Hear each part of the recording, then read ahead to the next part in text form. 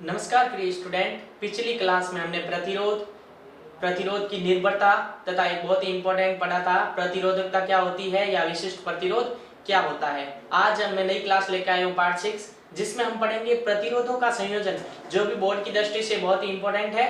प्रतिरोधों का संयोजन दो प्रकार से होता है, एक तो होता है समांतर क्रम संयोजन और श्रेणी क्रम संयोजन, सीरीज कॉम्बिनेशन रेजिस्टेंस एंड समांतर क्रम संयोजन इन पैरेलल कॉम्बिनेशन रेजिस्टेंस, यानी दो प्रकार का संयोजन होता है, श्रेणी क्रम संयोजन और समांतर क्रम संयोजन। तो हमने पिछली क्लास में उससे पिछली क्लास में पढ़ा प्रतिरोध का प्रतीक कैसे होता है। प्रतिरोधों यानी प्रतिरोध का प्रतीक ऐसे होता है, ये पता होना चाहिए किसका चिन्ह है। चिन्ह में पढ़ा था हमने प्रतिरोध का। तो पहले ये भी पता होना चाहिए श्रेणी क्या होता है और समांतर क्या होता है। जैसे ग्रेडिंग के हिसाब से बोलते हैं ना, ए ग्रेड की श्रेणी है, बी श्रेणी है, सी श्रेणी है। और समांतर यानी एक रेखा जा रही है और दूसरी रेखा के ये समांतर रेखा यानी ए बी है और ये मैं मान लूं सी डी, तो ये एक दूसरे के समांतर और ये एक श्रेणी, दूसरी श्रेणी और तीसरी श्रेणी। तो आज हम स्टार्ट करेंगे श्रेणी क्रम संयोजन क्या होता है। पहले हम बात करते हैं श्रेणी क्रम संयोजन की। तो श्रेणी मतलब प्रतिरोध किस प्रकार जुड़े होंगे, एक श्रेणी, दूसरी श्रेणी और तीसरी श्रेणी में। तो इसका डायग्राम हमें पता होना चाहिए। मैं यहां ले लेता हूं,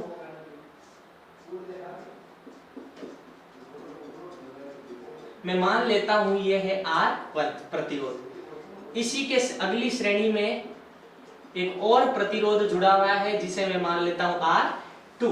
ठीक उसी प्रकार तीसरा जुड़ा हुआ है R3 और इसको एक बैटरी से जोड़ दिया जाए। किससे जोड़ दिया जाए? बैटरी से जोड़ दिया जाए और यहां लगा दी जाए कुंजी और इसमें धारा का प्रवाह प्लस से माइनस की ओर होगा, यानी यहां से धारा आएगी यहाँ। मैं मान लेता हूं यहाँ धारा क्या आ रही है, आई, यानी ये पहली श्रेणी, ये दूसरी श्रेणी और ये तीसरी श्रेणी। हम क्या पढ़ रहे हैं? श्रेणी क्रम और उनका संयोजन यानी कॉम्बिनेशन यानी जोड़। तो यहां से धारा आ रही है, मेरे को बताओ धारा को जाने के लिए रास्ता क्या मिल रहा है? एक, यानी एक ही रास्ते से जा रही है। तो श्रेणी क्रम में दो बातें इंपॉर्टेंट है। पहली बात, धारा का मान क्या होगा? धारा का मान याद रखना समान होगा। क्या होगा? प्रत्येक परिपथ में धारा का मान क्या होगा? समान, यानी यहाँ आई है तो यहाँ भी आई आएगी, यहाँ भी आई आएगी। और हमने पहली या दूसरी क्लास में पढ़ा था विभवांतर, दो सिरों के बीच उत्पन्न विभवांतर, बिंदुओं के बीच उत्पन्न विभव को क्या बोलते हैं? विभवांतर। तो यहां ध्यान देना, जब धारा समान है तो विभवांतर क्या याद रखना? भिन्न भिन्न होता है, यानी यहां भी विभवांतर भिन्न उत्पन्न होगा, यहां भी भिन्न होगा और यहां भी भिन्न होगा। तो दूसरी चीज याद रखनी, सिरों के मध्य इंपॉर्टेंट है, ध्यान रखना। विभवांतर क्या होता है? विभवांतर होता है भिन्न भिन्न। ये बातें आपको याद रखनी है। किसमें?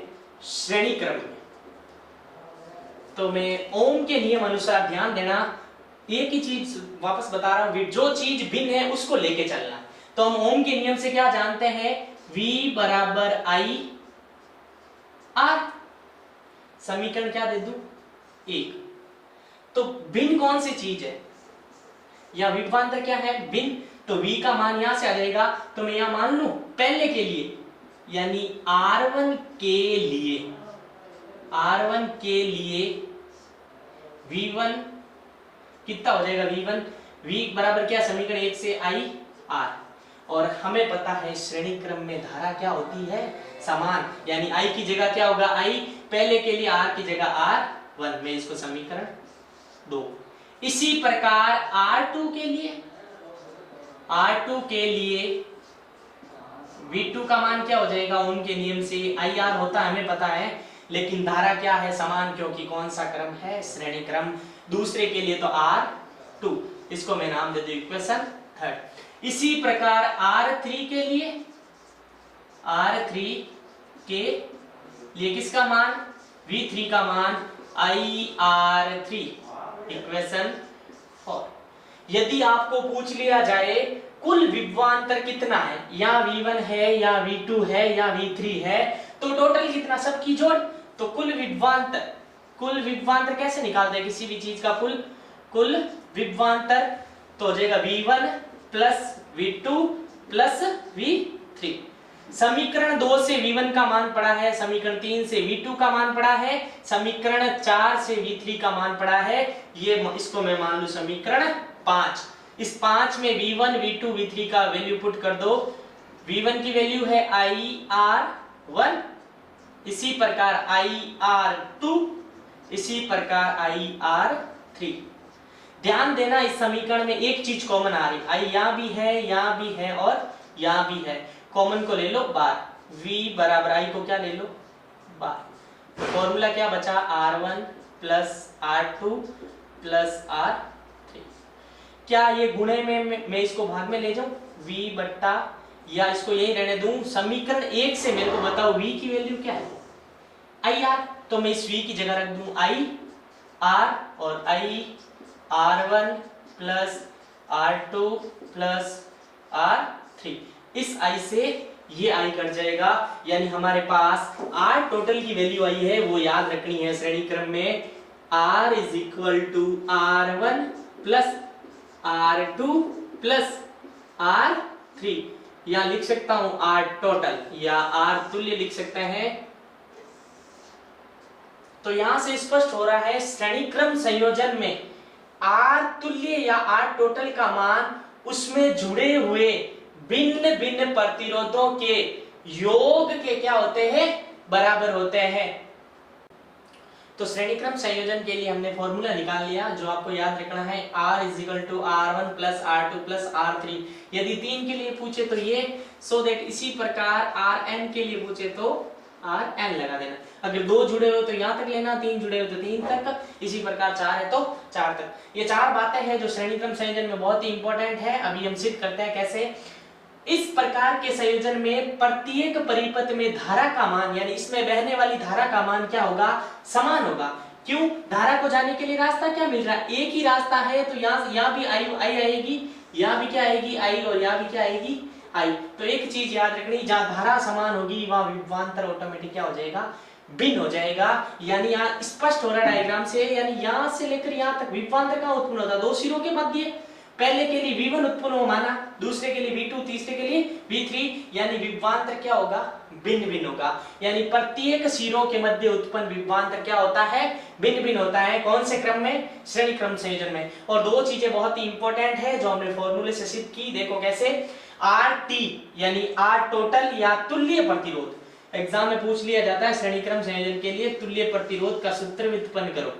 तो तुल्य प्रतिरोध क्या होता है, यानी R टोटल का मान भिन्न भिन्न प्रतिरोध, भिन्न भिन्न कौन से हैं, पहले के लिए R1, दूसरे के लिए R2, तीसरे के लिए R3, ये 3 अलग अलग जुड़े हुए।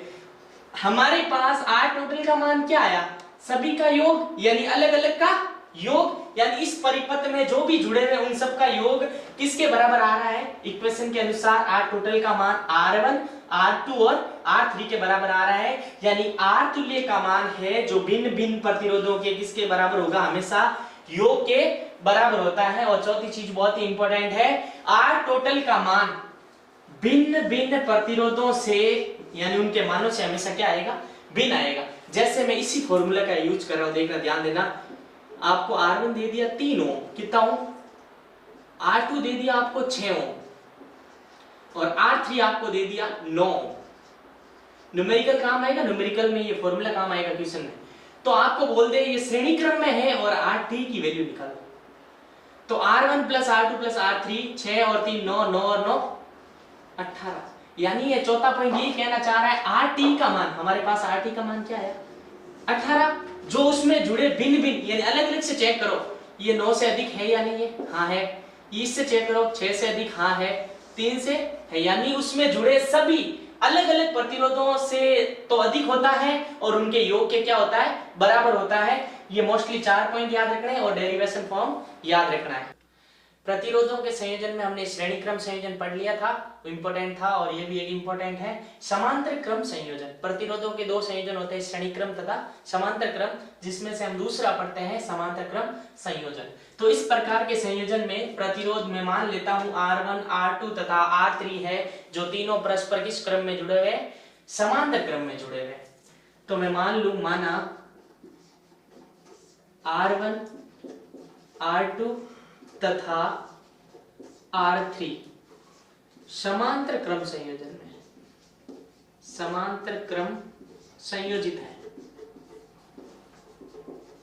संयोजित है। तो ये आपको इस प्रकार का डायग्राम है, ये है प्रतिरोध R1, मान लू मैं इसे R1, और ये R2, और इसी प्रकार R3, और इसको एक बैटरी से संयोजित किया जाए, और कुंजी लगा दूं मैं कि बैटरी लगा दूं प्लस माइनस, उस परिपथ को जोड़ दिया, प्लस से माइनस की ओर धारा बह रही है। ध्यान देना, धारा यहां से आ रही है I, चलो ठीक है। पिछले में पढ़ा था धारा समान होती है, इसमें थोड़ा चेंज है, धारा यहां से आ रही है। ध्यान देना, धारा को रास्ते तीन नजर आ रहे हैं, एक यहाँ, एक ये, और एक ये। मान लू मैं यहाँ जाने वाली धारा I1, और यहाँ जाने वाली धारा I2, और यहाँ जाने वाली धारा I3, यानी यहां से स्पष्ट हो गया। पहला पॉइंट ध्यान देना, इंपॉर्टेंट है, यानी इस प्रकार के संयोजन में धारा क्या होती है, धारा का मान प्रत्येक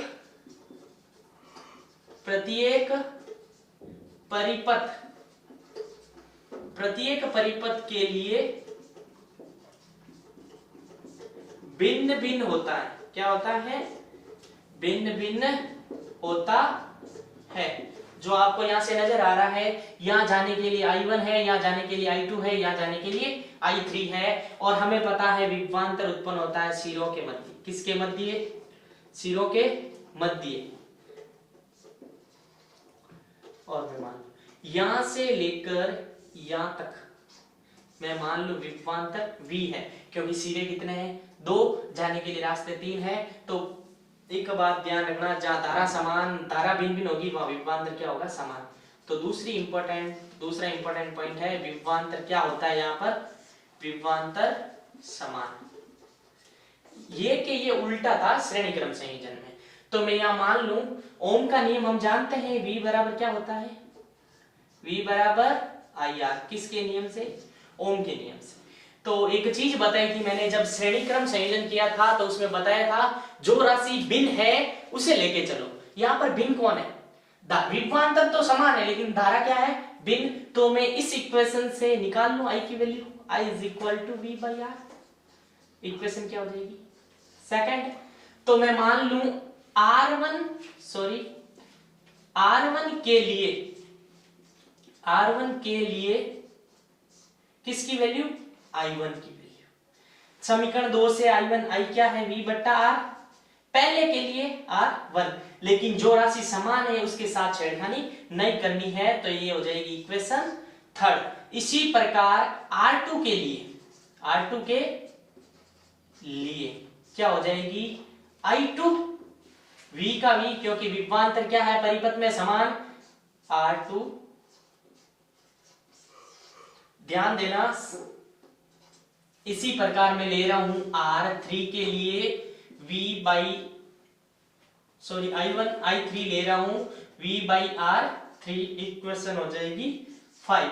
अगर आपको पूछ लिया जाए यहाँ I जा रही है, या I2 जा रही है, या I3 जा रही है, और पूछा जाए लास्ट में कितनी जा रही है, तो टोटल सबका योग, तो कुल धारा कितनी हो जाएगी? ध्यान देना, I = हमारे पास कुल धारा का मान आ जाएगा I1 + I2 + I3।